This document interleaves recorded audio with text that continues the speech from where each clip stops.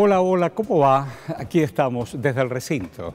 La posibilidad de pensar en voz alta de este espacio tan querido de la Cámara de Diputados. El parlar, como yo siempre digo, el Parlamento, la parla, pero la parla con el pensamiento, con el cuore.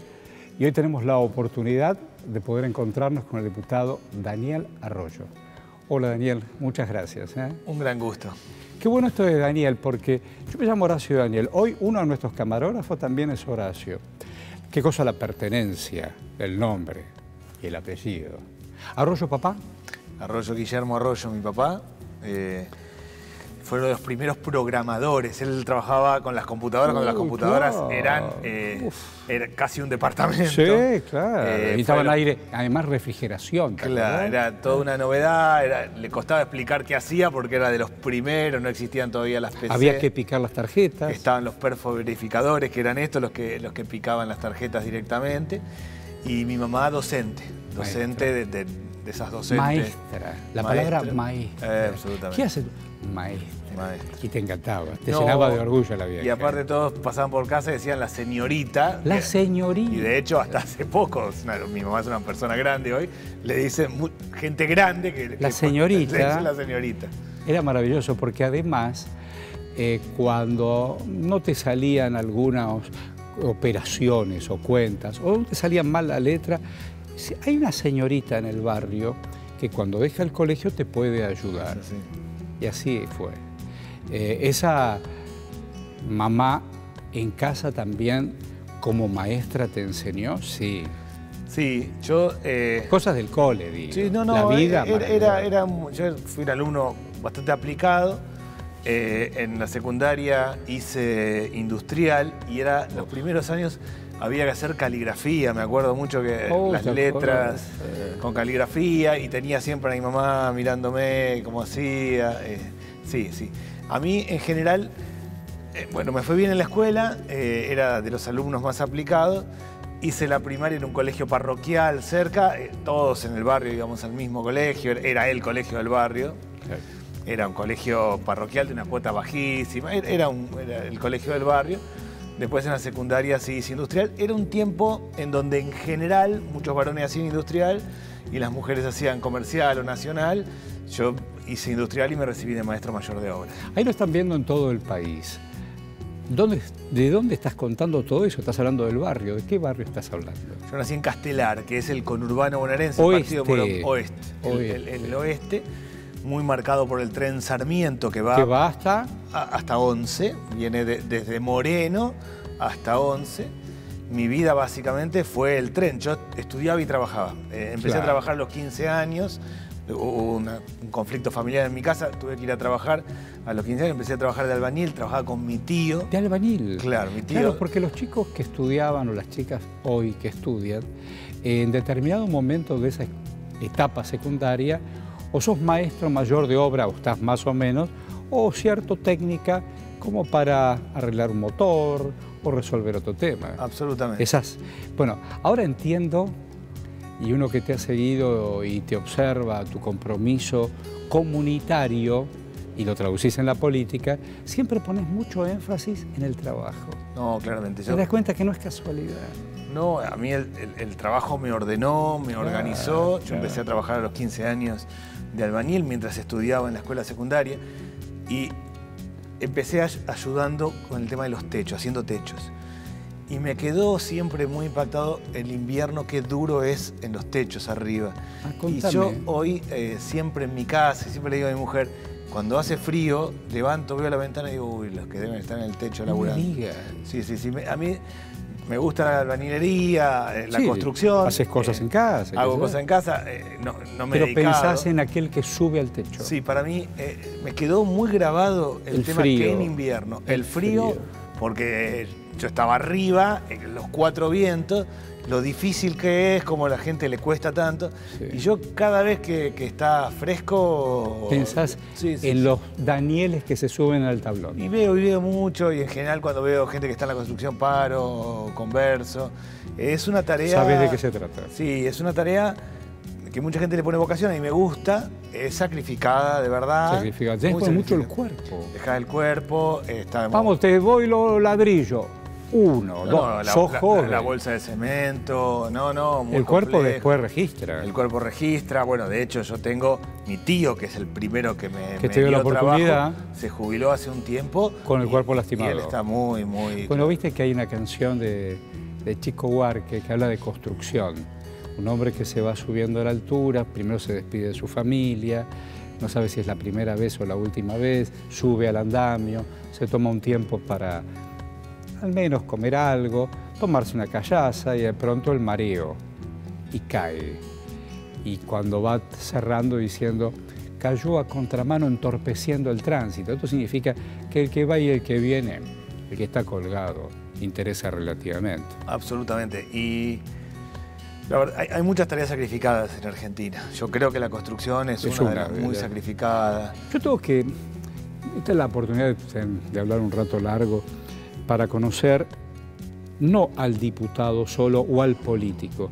Y voy entendiendo, y seguramente vos que lo estás viendo y escuchando también. Digo, si no viviste una experiencia con el compromiso del cuerpo y la conciencia, es muy difícil sentarse acá y hablar de los demás. No, es así. A mí ¿no? Todo va al cuerpo, ando permanentemente por los barrios y siempre... A mí me ayudó mucho trabajar de chico. La escuela técnica me ayudó mucho, porque realmente para mí la escuela técnica modula, organizó, claro. Ordena, organiza, tengo muy en... Yo todo lo pienso en términos, tomo el metro, mido, hago muchas cosas en mi casa. No, pero eso lo puedo llevar a otros planos. Mido. Absolutamente. Bueno, es que yo creo mucho en el método, que si uno tiene un método, hace las cosas y se va ordenando y eso le da... Así te formateaste. Así me formateé y lo creo. Y siempre, mientras estudiaba industrial, yo los últimos años ya había vuelto a la democracia ya y me empecé a pensar en la carrera de ciencia política.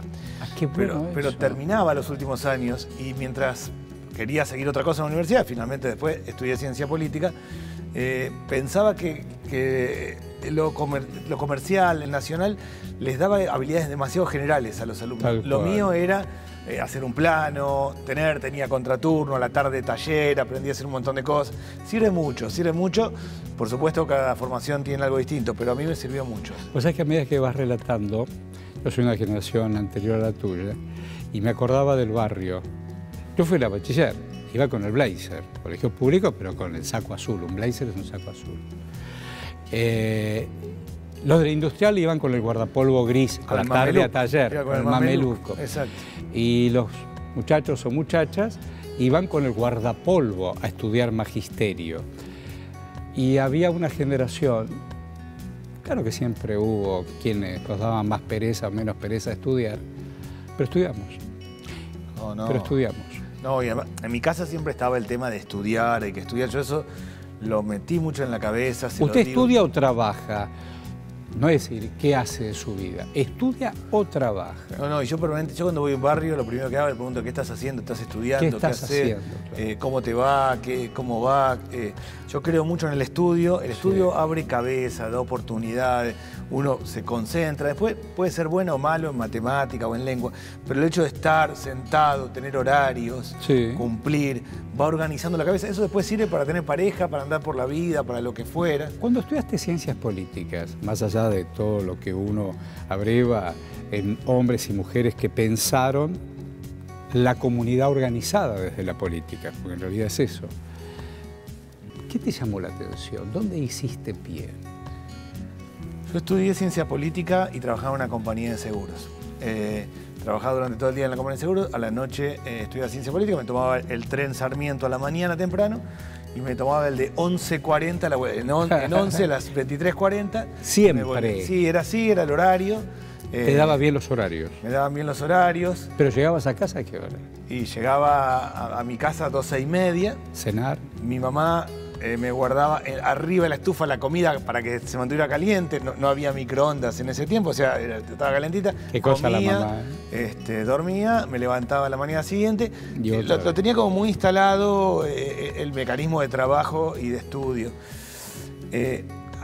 Durante ese tiempo que yo estudiaba, hubo una hiperinflación fuerte Y yo aparte iba a las ollas populares, iba a los barrios, colaboraba en las ollas populares. A acompañarlos. A acompañar, en el barrio iba a acompañar. Yo vivía en Castelar. ¿Ibas porque el corazón te lo reclamaba? Sí, en realidad yo estaba muy metido en una iglesia. Claro. Me contás que la escuela primera parroquial, hiciste lo parroquial, sí, y quedaron amigos, y quedé muy enganchado y misionaba. Yo siempre armábamos grupos de misioneros en la iglesia y íbamos a los barrios. Yo entendía... En realidad la misión es eso. Es eso, es ir, dar la palabra. Yo iba a los barrios pobres de lo que yo entendía que eran los barrios pobres de Castelar. Yo vivía en una calle de tierra, era clase media baja, uno podría decir, iba a los barrios pobres. Entre tantas idas y vueltas, conocí al obispo Novak, que estaba en Quilmes. Claro. Me llevó un cura a Villa Itatí. Claro. Y la primera vez que fui a Villa Itatí me impactó y me dolía el pecho y dije, yo nunca había visto eso. Fue mi primer contacto con la pobreza. Yo entendía que estaba en barrios pobres, en realidad eran barrios con más dificultades. Faltaban cosas. Pero cuando entré a Villa Itatí dije yo, esto nunca lo había visto en mi vida. Me impactó brutalmente. Claro, esto hay que darlo vuelta, hay que transformarlo. Pero digo, hoy tengo presente todavía el dolor en el pecho. Decía, ¿cómo puede ser esto? Bueno, ahí me enganché mucho con todo el tema de la pobreza, con colaborar, y en el medio de ese proceso se daban las ollas populares. Y me impactaba que yo estudiaba y la gente grande, cuando iba a la olla, me decía, y vos pibe debes saber un montón de esto, porque estás estudiando. Y yo sentía que no, que lo que estudiaba no tenía nada que ver con la vida. Yo estudiaba autores norteamericanos, el tema de la democracia, un montón de cosas que me fueron quedando y me han servido mucho. Pero lo que estudiaba yo no tenía que ver con tu realidad. Sí, y tengo la imagen mía mirando por la ventana del tren, cómo se iba desarmando la vida, la gente que estaba mal, y yo iba a ir a estudiar y estudiaba y sentía como una contradicción, decir, yo estoy estudiando cosas que no tienen nada que ver con la vida cotidiana.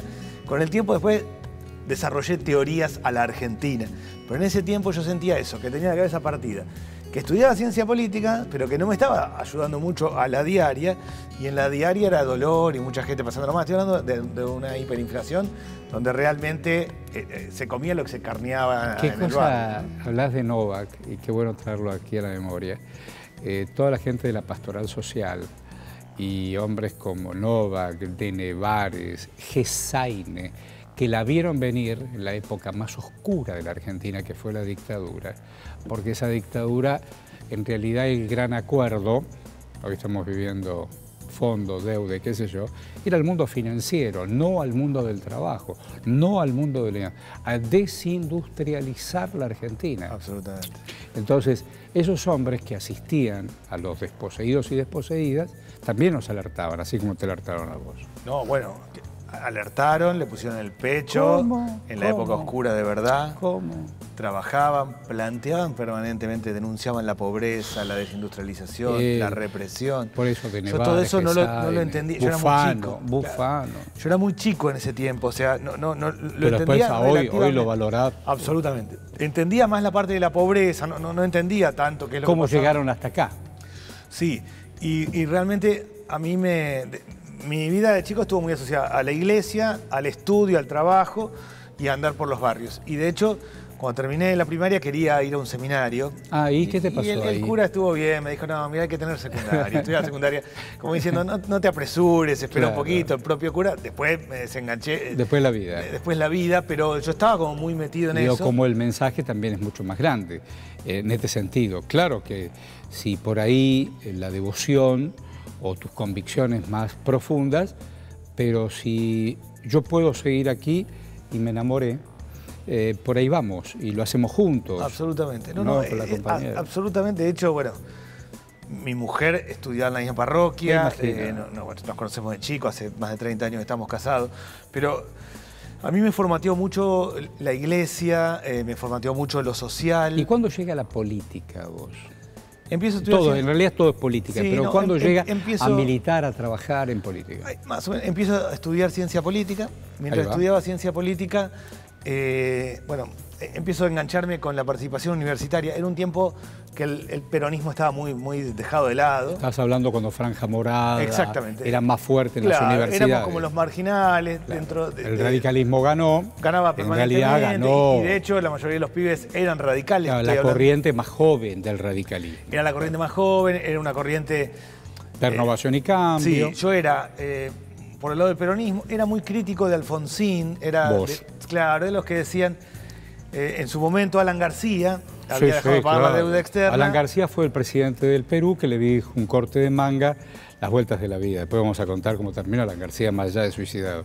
Pero era un hombre que venía a revolucionar el Perú con la deuda externa. Exactamente. Bueno, en un momento viene Alan García a Argentina y se botó un montón de carteles que decían patria querida, dame un presidente como Alan García. Yo formaba parte de esas críticas a Alfonsín. Con los años lo reivindiqué mucho a Alfonsín y entendí lo que fue su momento histórico. Pero yo era un pibe que quería más. Decía, ¿cómo puede ser que haya pobreza, que tengamos, digo, que falta? Se casó con la sobrina de Víctor Martínez. Víctor Martínez, a lo mejor no tenés la idea de quién fue. Víctor Martínez fue el vicepresidente, un hombre de Córdoba, y ese hombre se casó con una Miss Argentina que era sobrina de Víctor Martínez. Ah, bueno, eso no lo sabía. Un dato cholulo, pero... No, pero... No, y mi vida empezaba a asociarse con la política mientras estudiaba en la Semana Santa de... 87. Bueno, yo me había ido con... ¿Puedo explicarle? Pues, el 87... una línea del ejército. Ya se había juzgado a la Junta de Comandantes 84 y 85. Y después venía quienes habían recibido órdenes. Un levantamiento del ejército denominado Cara Pintadas porque se encerraron en los cuarteles. Eso fue abril, Pascuas del 87. Se negoció obediencia debida y punto final, aunque la semana pasada Jaun Arena, que fue ministro de Defensa, Alfonsín me lo negó, pero vino obediencia debida y punto final. Después vino Menem con los indultos y después vino Néstor y volvió de nuevo cada cosa a su lugar judicialmente. En esa Semana Santa yo me había ido con unos amigos al Parque Pereira Ola de La Plata. Para mí ir de Castelar a La Plata era una odisea. Claro, qué habíamos lindo. ido básicamente a hacer un camping. Sí, claro. Y estaba tan impactado que volvimos y fuimos a la plaza esperando. Claro, Alfonsín la casa está en orden. Claro, Alfonsín se había ido a hablar con los Carapintadas, volvió. Y me acuerdo cuando dijo la casa está en orden, me quedé boleado, no entendía. ¿Qué dice la casa está en orden? ¿Por no qué? hubo derramamiento de sangre. Y mientras íbamos caminando, una persona más grande pasaba al costado y decía, no puede ser, no puede ser. Y ahí me quedé muy impactado y empecé a entender también las dificultades de la política. Yo siempre lo vi a Alfonsín como un demócrata, un institucionalista, claramente, un hombre que tuvo un rol significativo en Argentina. Pero era de los que querían más. Decir, ¿cómo puede ser? ¿Por qué no fuimos a fondo? ¿Por qué? Claro. ¿Vos te acordás la frase final de Alfonsín? Dijo, no quise, no pude, no supe. No, y todos, nuestro ciclo histórico, todos somos no quise, en parte no pude, de no eso. supe. Ahí yo me empecé a enganchar más con la política. Después me recibí de licenciado en Ciencia Política. Recorrí el país. ¿Ese acto fue tu mamá y tu papá? Mi papá se habían separado, mis padres ya. Yo casi no lo volví a ver a mi padre. Pero tu mamá fue. Mi mamá fue. ¿Y para mí, cómo sintió la maestra? Yo soy el primer universitario de mi familia. Es todo un dato ese. No, yo soy el primer universitario de mi familia. De hecho, doy clase en una universidad del conurbano y siempre les pregunto a los chicos. Ah, mirá. Y siempre para mí es muy fuerte. El primero que va, que estudia en la universidad. Es muy fuerte eso, ¿no? Es muy fuerte, muy fuerte. Primero, una carrera universitaria también es una prueba de esfuerzo y de continuidad. En el sentido que uno va cambiando, la vida se va modificando. Tenés 20 y algo, ¿viste? Hay un montón de cosas. Yo estudiaba y trabajaba y me costaba y le daba para adelante. ¿Y a qué edad te casaste? Me casé jovencito, me casé a los 24 años. ¿Ah? Me casé a los 24 años. Y había que... remarla. En la Argentina. Sí, me casé, fui a vivir en Castelar. Yo era de Castelar, mi mujer también vivía en otra zona de Castelar. La abuela de ella tenía como una casita atrás, entonces fuimos a vivir a la casita de atrás, ahí yo hice la construcción, terminé de arreglar la casa. Todo. Qué bueno. Claro. ¿Está esa casa todavía? Está esa casa todavía. La abuela de mi mujer falleció hace poquito y vivió un sobrino de... Pero esa casa está. Está todavía, sí, yo... mi suegra vive a media cuadra de ahí. Cada vez que veo lo de mi suegra paso a ver la casa, porque para mí es como... Tu película. Y además yo hice la parrilla, entonces voy a ver cómo está la parrilla siempre. Es tu película. Es mi película, sí. Nos casamos, vivimos ahí, compramos después un departamento en Caballito, un edificio que tenía 200... Te fuiste acercando más. A mí me mataba el Sarmiento. O sea, estar todo el día en el tren me desacomodaba la cabeza. Entonces queríamos ir acercándonos a Capital. Un poco más cerca. Era porque muy agotador, era realmente agotador. Sí, claro. ¿Cuántos años? compramos un departamento en Caballito, un edificio que tenía 285 departamentos. Era uno chiquitito, chiquitito, pero aparte eran, me acuerdo 285 departamentos. ¿Ustedes escucharon lo que está diciendo? Una torre inmensa, vivía en el piso 18, tenía una vista bárbara, un departamento muy chiquitito. Hey. Y una de las vueltas, el departamento costaba mucho venderlo porque era un lío, todo. Entonces la mujer que nos vendió aceptó venderlo en 3 cuotas. En pesos. ¿Y llegaste? Sí, en el medio subió el dólar una barbaridad y la mujer que nos había vendido, que era para comprar algo mejor, se tuvo que ir a vivir a casa de los padres. A mí también eso me impactó lo que es la Argentina. Bueno, eso es Argentina. Absolutamente. Era una, eso es Argentina, una mujer, porque había pasado con el Rodrigazo y pasó con la hiperinflación. Bueno, era una mujer que como no podía vendérselo a nadie, y nosotros le dijimos, mira, vamos ahorrando, te pagamos a 30, 60, 90, confió, se lo pagamos tal cual. En Australia. Para vos era la mitad de la mitad. Para nosotros era todo. Yo con mi mujer juntábamos, decíamos, veníamos. No, digo, pero en el resultado final era la mitad de la mitad. Y para ella fue ir a vivir a la casa de la mamá. Así fue. Nosotros le pagamos, ella con eso compraba dólares y se compraba una casita mejor y se terminó yendo a vivir a lo de sus padres. En el medio de esos 30, 60 y 90 días. Eso es Argentina. Eso es Argentina y también me impactó y cada tanto le he visto a la mujer. Y digo, siempre dicen, nosotros no tuvimos la culpa, o sea, le pagamos lo que por nadie eso sabía. Incluso hoy por hoy que ustedes están, diputados y diputadas, están discutiendo el tema de alquileres. Está todo bien, van a encontrar un lugar común para las partes, pero hasta que no se detenga la inflación es muy difícil. Imposible. Con 50-60% de inflación es imposible. Imposible con el pan a 300, con la leche a 140, con el asado a 1.000 pesos. Es imposible. ¿Cómo nos sentamos para una operación parecida a la que te acabas de contar? No, es que no hay manera, realmente no hay manera. Por inflación.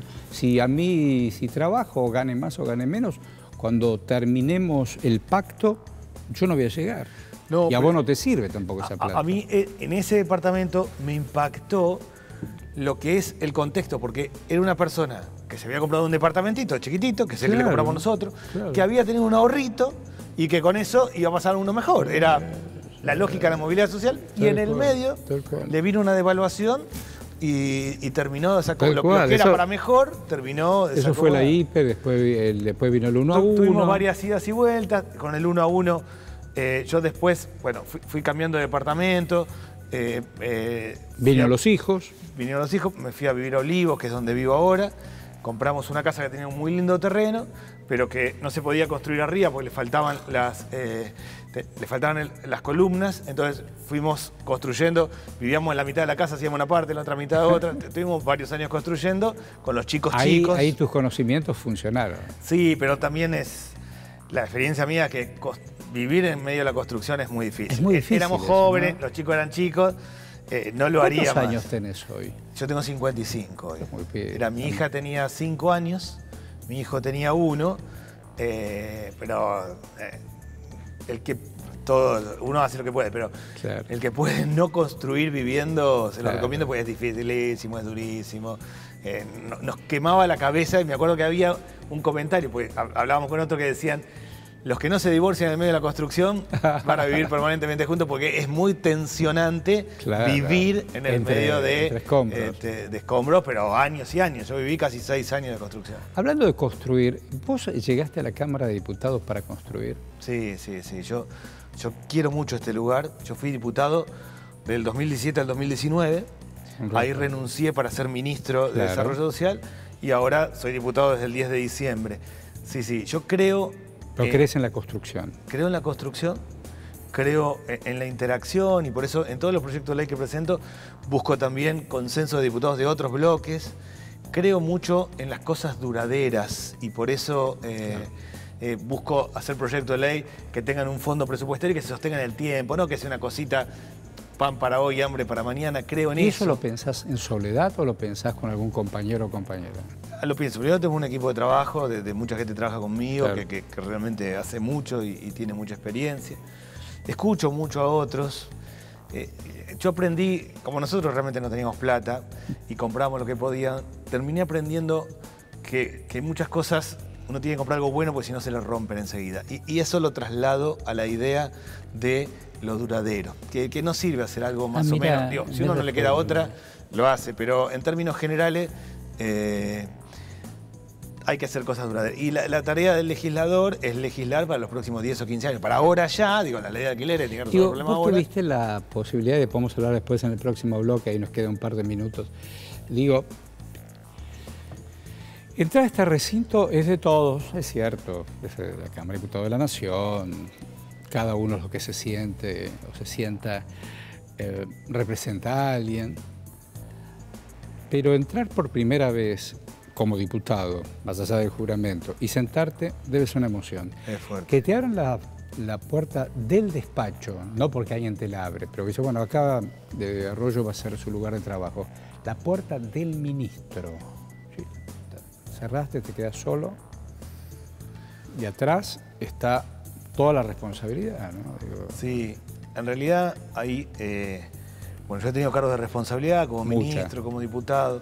Mucha. A mí me parece que siempre lo que hay que hacer es no perder los pies en la tierra y no perder noción de realidad. Tal cual. Y para eso uno tiene que tener un anclaje. Digo, sobre todo, un anclaje. Un ministro tiene un montón de secretarios, un montón de gente que está Sí, alrededor. claro, claro. Para no perderse, tiene que tener un anclaje. El anclaje para mí es o familiar, yo tengo un anclaje familiar muy fuerte, Claro, muy fuerte. o religioso, o de otro tipo, pero hay Anclar que, en algo. hay que tener un anclaje. Yo vengo de la cultura católica culposa, yo estoy siempre pensando qué hice mal, qué tengo que... Sí. No corro el riesgo de creérmela porque tengo el otro riesgo, que es de la culpa, estar todo el tiempo así, uy, cómo no me di ¿En cuenta. qué fallé? Sí, pero es una responsabilidad, yo creo mucho en lo colectivo, en lo comunitario, en hacer cosas duraderas. Creo mucho en el ejemplo. A mí me parece que uno habla con el cuerpo y con el ejemplo. Todo el tiempo. No solo hablando, entonces... Todo el tiempo. Vos podés caminar por la calle y doy fe, a mí me mira sos un hombre de la calle. Chau Arroyo. No, chau, es así. No, pero además, no es menos. No, no es sí, menos. Hay gente mí que no puede salir a la es calle. un gran valor y a uno lo mira, la gente lo mira y dice, bueno, ¿qué hace? ¿Qué no hace? Tal cual. ¿Qué actitud? Hablando de actitud, nos tomamos un vasito de agua. Excelente. Y ya volvemos, desde el recinto. Dale.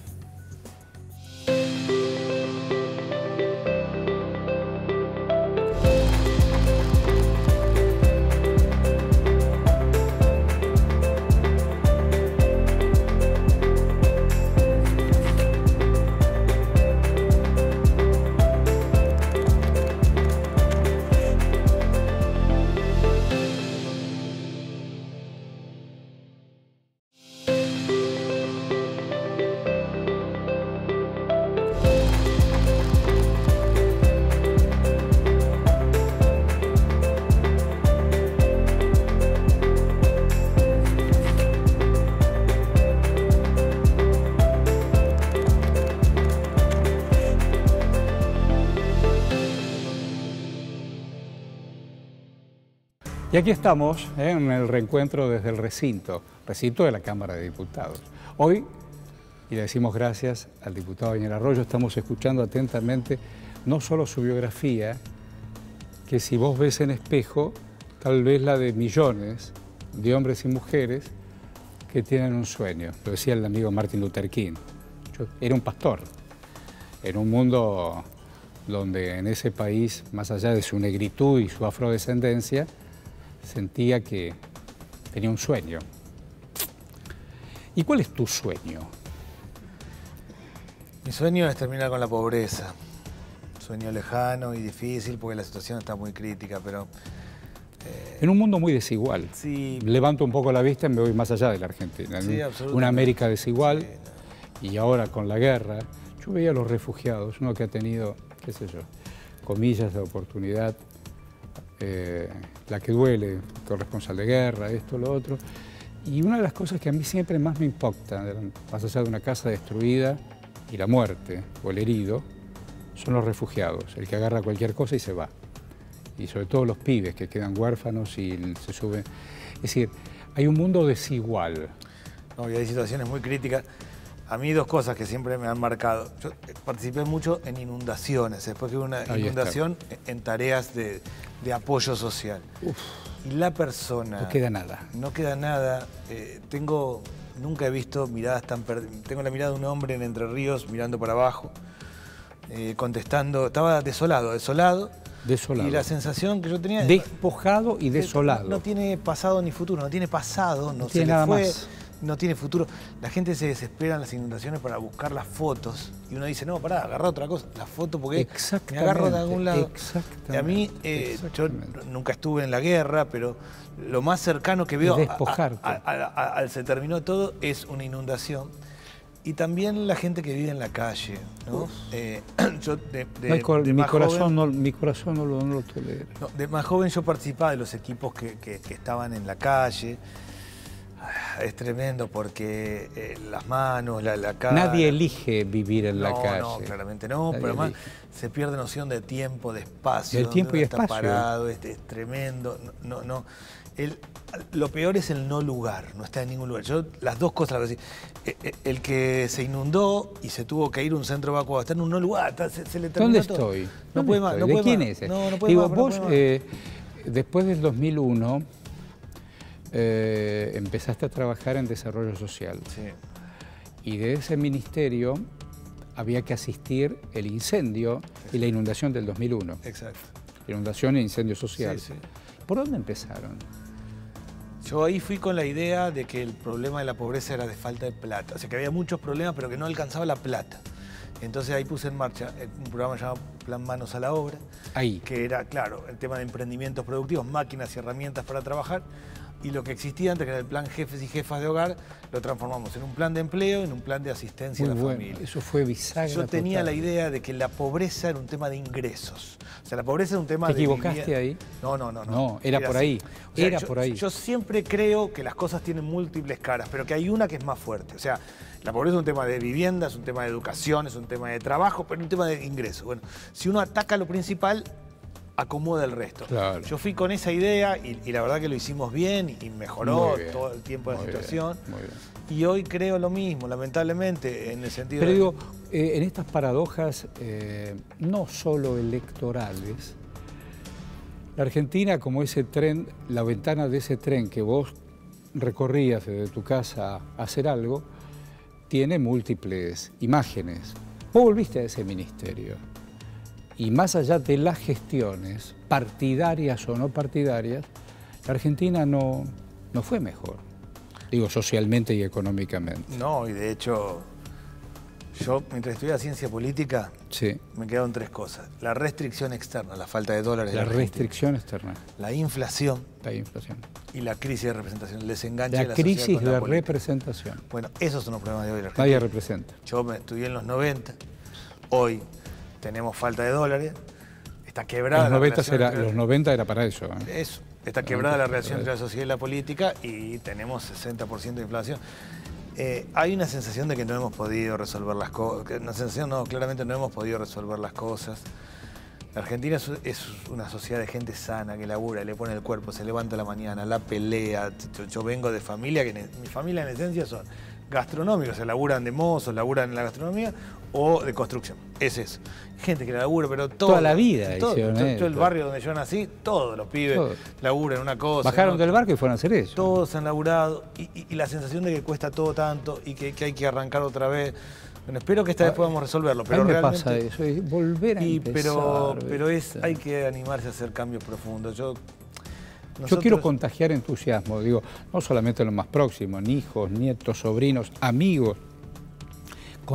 Y se puede, y yo creo que sí. Primero tenés que involucrarte. No, involucrarse y hacer y transformar. Y hay que transformar. Pero somos un país que realmente tiene todo. Yo tuve la suerte de recorrer casi todos los países de América Latina, trabajando. Ah, mira qué bueno eso. Y trabajando en las áreas sociales, en los barrios. Qué bueno eso. Bueno, hay países que uno dice, che, acá no hay nada, no sé cómo se puede mejorar esto. No hay Argentina, nada. No, Argentina tiene todo, tiene recursos económicos, naturales, humanos. El sistema educativo tiene un montón de problemas, pero es claramente un sistema muy amplio. Hay cobertura de salud que no existe en otros lados. Bueno, yo lo hablaba el otro día con el flamante presidente de Chile, quien uno lo conoció de estudiante, y le digo, el desafío que vas a tener, vos lo sabés mucho mejor que yo, le digo, vos fuiste universitario. Acá hubo unas generaciones que no quisieron que el pueblo pase por la universidad. Bueno. Los condenaron y dignamente a otros trabajos, pero a la universidad no vas a entrar. ¿Qué pasó? Entonces ahora tenés que pegar el salto universitario. Es así. Por eso la Argentina, con todas sus dificultades, tiene sistema educativo, tiene varias cosas. es un tiempo de generar transformaciones, pero hay mucha gente sana. Hay gente sana. Argentina es un país de gente sana. Siempre hay alguno que tiene algún problema, pero es gente sana. Y el problema es el sistema. Yo creo que cuando el problema es... ¿El sistema es corrupto? El sistema es corrupto, pero más que corrupto, no funciona. O sea, no funciona. Cuando el problema es de poca gente, el problema es la gente. Cuando el problema es de muchos, es del sistema. Es decir, si hay 10 pibes que no estudian ni trabajan, pues son vagos. Si hay 1,5 millones, es el sistema. Es perfecto. Claro, el diagnóstico es ese. 100 personas que trabajan en la informalidad es porque no se pusieron las pilas. Ahora, si es 1,5 millones, si es 45% de informalidad laboral, el sistema. Muy buen análisis. Los argentinos, que la verdad le encontramos la vuelta a todo, la laburamos, la paliamos, vamos, venimos, que se levanta a la mañana a hacer torta frita, y va y viene, y la pelea, y la saca, y hace una cosa y otra. Somos un país de gente sana a la que la política tiene que darle certezas, tenemos que atender el tema de la inflación, darle respuesta y para adelante y actuar con ejemplaridad. Yo creo que hay un problema de corrupción, pero sobre todo hay un desenganche. La sociedad siente que la política vive de otra manera. Sí, claro. La diaria es cargar la sube, ir al almacén, andar con plata, no, tener esto, lo otro. Eso. Bueno, la sensación que tiene la sociedad es que la política no vive así. Gran parte de la política no vive así. Yo vivo así y por eso lo veo claro.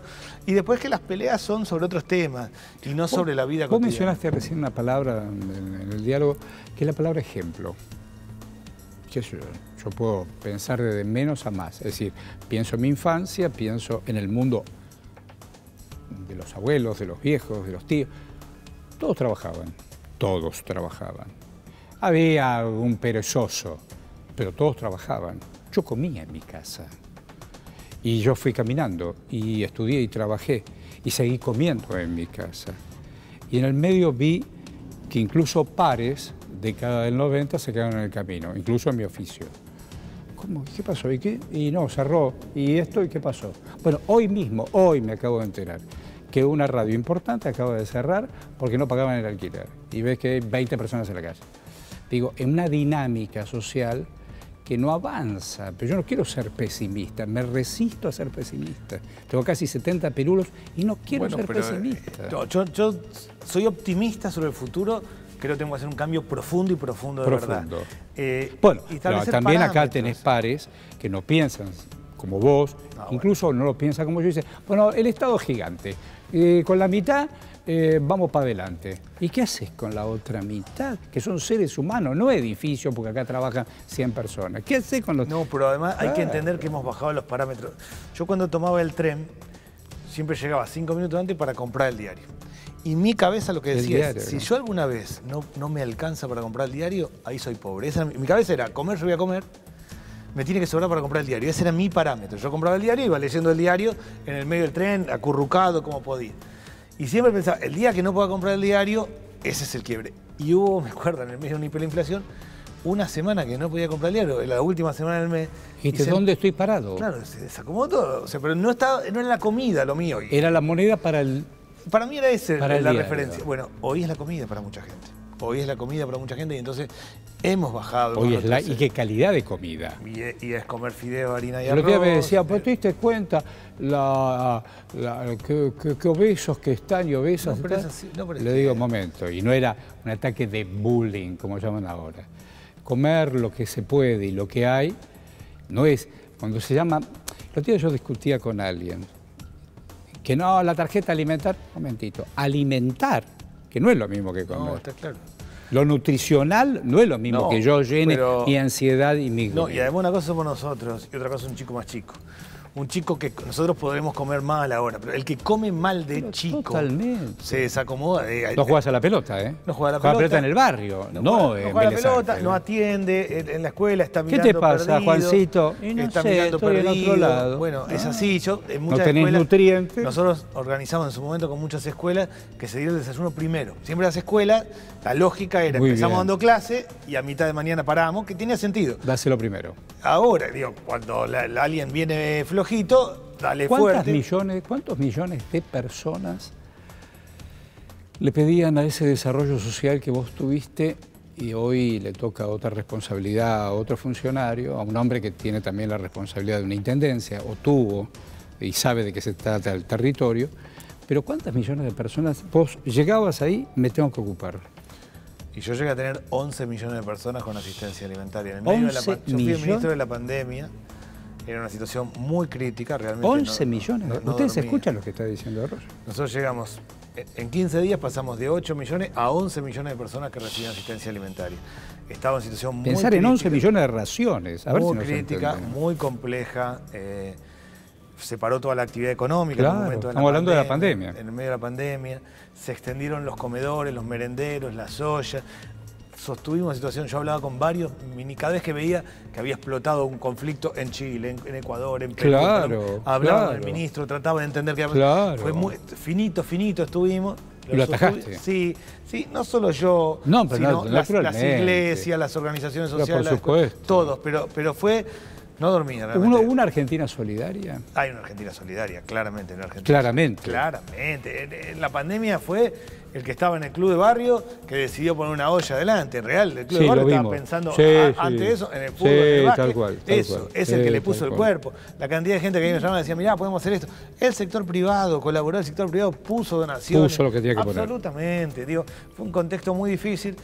Yo siempre pienso eso, que la solidaridad funcionó y le pusimos todo el cuerpo. Si lo orientamos al trabajo, si lo orientamos a la educación, si lo orientamos a la vivienda, si empezamos a dar vueltas, y es eso lo que hay que hacer. Pero Argentina el tema es una de la reconstrucción, ¿por qué no podemos entrenarnos precisamente en la reconstrucción? Porque el ejemplo que estás dando es perfecto y central. Ayudó todo. El que tiene plata y tiene un poco más, digo, no, yo asisto. Yo que a través de la iglesia asisto. Bueno, ahora hay que reconstruir. ¿Me das para herramientas?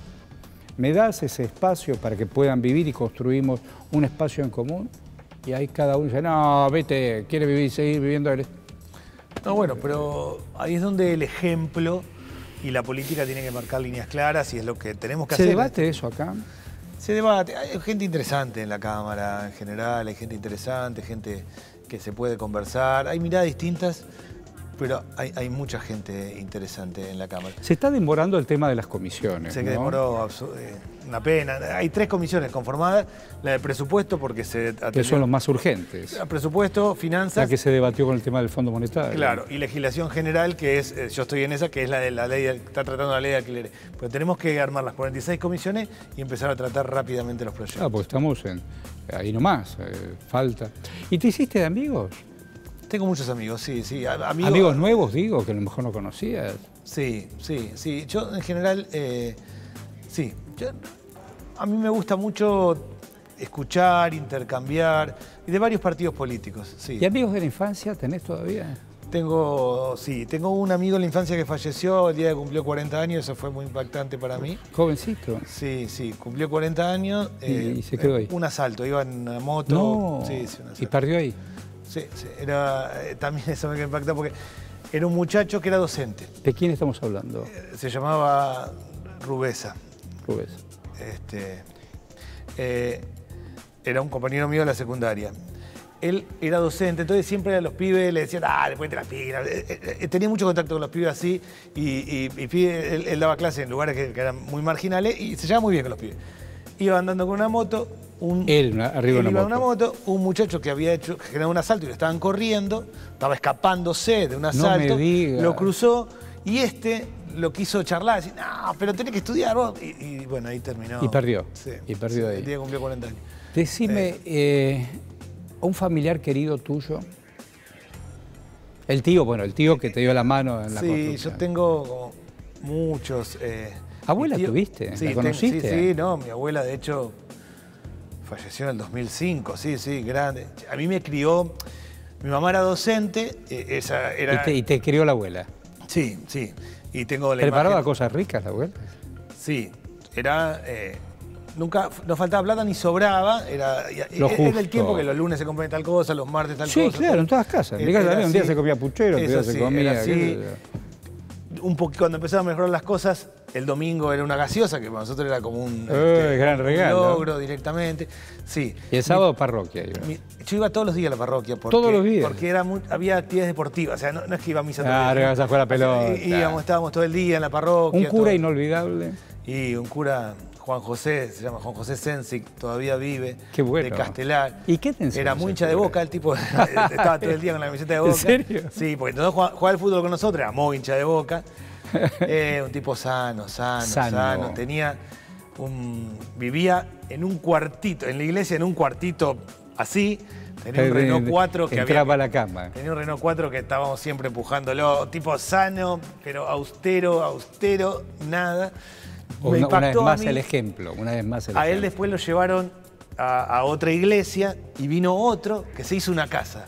Y a mí me impactó porque... Como si te vivía en una pieza, ¿para qué vivir en una casa? En un cuartito. Y el otro se hizo una casa. Pero me acuerdo, era ese auto... Si Sensi vivía en una pieza. La mitad de las veces empujándolo. Tenía un autito que estaba hecho bolsa. El hombre aparte, bueno, era... ¿Lo conociste a Bergoglio, el que hoy es papa? Poco. Tuve alguna charla con él, poco. Siempre todos decían que era como alguien distinto. Claro. Poco. Lo admiro como papa, lo tengo Claro. allá arriba, ¿no? Claro. Y, Difícil, ¿eh? Difícil, digo, en esto sí, de pero... confrontar y convivir con los poderes del mundo. No, a mí me pasaba esto. El papa anterior, Benedicto... 95 cumplió hace unos días. Era un papa que hablaba de temas europeos. Yo lo veía lejano, discutiendo con el mundo musulmán, lo que venía, que para mí era como algo pasaba en otro lado. Lejano. Lo entendí después, pero hablaba de cosas... Este es un papa que habla de lo nuestro, de la pobreza, la dificultad, de los cartoneros, de los que la llevan, de Porque los descartados, de los pibes. Porque la sabe. Sí. No, y para mí tiene algo que es poquito, los que lo tienen, que es vive como dice. Yo respeto toda a la la gente vida que vive como dice. Toda la vida vive. Yo digo, esta persona dice esto y vive así, yo lo respeto. Para mí, el que vive como dice, vale. Es un tipo así, digo, que andaba en el subte, todo. Eso. Y digo, la palabra Dios es muy grande, sí. Sí, yo fui muy creyente, practicante. Sí, sí. Con el tiempo me hice menos practicante. No, sigo ¿Cómo siendo convivís creyente. con eso? No, a medida que uno va cumpliendo años, para mí la religiosidad lo va tomando más, me parece a mí. No soy practicante. Pero, ¿tu espiritualidad es enorme? No enorme, pero soy una persona de espiritualidad, sí. Yo trabajé mucho haciendo programas para ese canal internacional que se llamó Infinito, mucho tiempo. Y buscando diferentes modos en que el hombre se conectaba con lo trascendente, pero también con lo trascendente interior. No, bueno, para mí, de hecho, lo más grande que hay en la Argentina es un fenómeno de religiosidad. Yo creo que está... Esto de poder religarnos. Y hay un fenómeno de religiosidad fuerte, sean evangélicos, budistas, católicos, de distinto tipo. Religarnos. Y hace dos cosas la gente. Gente que está en el tema social, que monta un comedor, un merendero, pero que cruza con lo trascendente. Lo trascendente. Sí, y yo, me parece a mí que... Es muy grande trascender. Uno cuando es más joven, sí, uno cuando es más joven siente que todo es infinito y que es eterno. A medida que va creciendo, la religiosidad, la espiritualidad, el ir más allá... Se terminó el día y vos te encontrás con vos, porque el cuerpo está cansado. Pero hay un viaje interior que vos tenés que acomodar. ¿Qué hago yo con lo que vi y me duele el corazón? ¿Cómo hago para que ese pibe de esa familia tengan un techo y no se mojen ahora que llueve? ¿Qué sé yo? Sí, y también separar la paja del trigo. Yo, por ejemplo, cuando manejaba era muy calentón, antes de pelearme, manejando todo. Con la madurez, lo que hace es decir, la verdad es que no tiene sentido esto, pero hay un fenómeno de religiosidad fuerte en la Argentina, hay espiritualidad. La Argentina es una sociedad sana, es una sociedad sana. El tema es que demos el ejemplo, que transformemos... ¿Con qué te enojas? ¿Qué te enoja?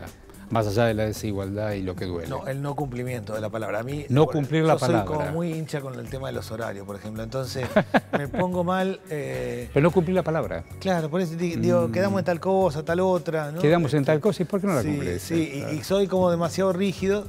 Con el tiempo me fui ablandando, pero...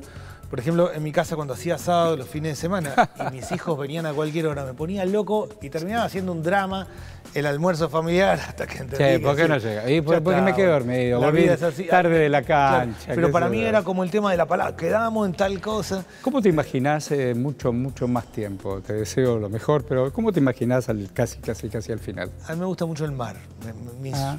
Tengo en la cabeza la idea alguna vez de... ir a vivir en una casita cerca del mar. Cerca del mar, ¿te gusta mucho? Me gusta mucho el mar, soy de los que cuando va de vacaciones me levanto muy temprano. Para caminarlo. Sí, me camino, me voy con una reposera y me pongo en el mar. El mar me gusta. Me asocio, no sé si podré, pero de grande con una ventana hacia el mar y más Digo, tranquilo. por ahí, no sé si Galeano, ¿quién? Creo que Galeano. El tema de los horizontes y las utopías, ¿no? Es decir, camino 2 y cada vez está más lejos. Pero bueno, me sirve por lo menos para seguir caminando. No, y sí, a mí me da... Yo fui el ministro de la pandemia, terminé muy agotado el año 2020. Que Porque habrás crecido vos por dentro. Terminé, pero no podía más. Terminé a fin de año, tenía mucho miedo que explotara la situación social, lo pudimos sostener. Y me fui con mi mujer 5 días a la costa. Y me levantaba a la mañana temprano, pero ¿te parecía una eternidad? Y me sentaba... ¿Y no llamabas a Buenos Aires? No. Sí, estaba muy conectado, pero... Pero te levantabas temprano. Pero nunca había estado tan cansado en mi vida. Nunca había tenido la cabeza tan explotada y tan cansado. Y te fuiste y caminabas. Y me quedaba, sí. A mí, yo creo que el mar serena, desde siempre lo creo. Me gusta meterme al agua, pero yo creo que el mar serena. Habrá otras cosas, pero a mí el mar me serena y me saca lo mejor en cuanto a que me permite pensar más tranquilo, más reflexivo. Soy los tipos que van temprano a ir a la playa. Bueno, Daniel, está bien esto de poder pensar en voz alta. Estaba pensando, ¿alguno de tus hijos se parece a vos? A los 2 hijos le dicen que se parecen mucho de cara. Yo no los veo tan parecidos, pero... Y por dentro, vos los educaste con amor. Yo tengo 2 hijos. Mi hija es psicóloga. Mi hija tiene un corazón y ¿Ah, sí? una cosa comunitaria. ¿De quién estamos hablando? Lucía. Mi mujer es Alejandra, es odontóloga. Mi hija Lucía es psicóloga y trabaja mucho el tema de niños y adolescentes. Y es una persona de un corazón inmenso. Mi hijo está estudiando actuario, está por recibir, que es una rama de la ciencia económica, está con el tema de los bitcoins, las criptomonedas. Uy, mirá. Tiene otra cabeza. ¿De quién estamos hablando? Martín. Martín piensa en otra... Martín es rígido como yo y él es bien del siglo XXI. Cuando asumí ahora como diputado, mandaron un mail, él vino a verme, mandaron un mail diciendo que le iban a dar una pulsera para entrar, tenía que estar antes para la pulsera. Claro. Y él se imaginaba una pulsera biométrica, una cosa de todo. Y le dieron una pulserita de papel y no lo podía creer porque él es un pibe del siglo, él se imaginaba, hay un tema de seguridad, la pulsera. Pero esas cosas pasan con nuestros hijos o los más chicos, ¿no? Que miran un poco más y uno dice... Mira más lejos, pero no pierdas la referencia. Nosotros somos buena gente, mi mujer es muy buena gente, nosotros somos buena gente. Yo creo eso, que nosotros somos buena gente. Y la querés un montón. Sí, bueno, mi esposa hemos vivido de todo, ¿no? La quiero mucho. Tenemos 31 años de casado. Maravilloso. Bueno, de todo, ¿no?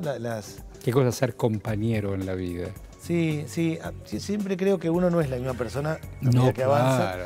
Y que aquellos pibes que se conocieron por primera vez. La receta de la pareja es que uno pueda crecer parejo. Los dos, ¿no? Independiente, pero juntos. Sí. De verdad, ella está en la odontología. O sea, tenemos actividades muy distintas, pero sí, los dos hemos podido crecer. Creo eso mucho, que la forma de mantener una pareja es que los dos crezcan más o menos parejo, si no es muy difícil, sea por lo que sea, por lo económico, si no es un desencuentro todo el tiempo. Por los intereses, por lo que fuera, ¿no? Gracias, Arroyo. Gracias. Muchas gracias, Daniel. Gracias. Y gracias a vos, porque desde el recinto también podemos saber quién es quién. Hombres y mujeres que piensan en una Argentina que soñamos todos. Hasta la próxima.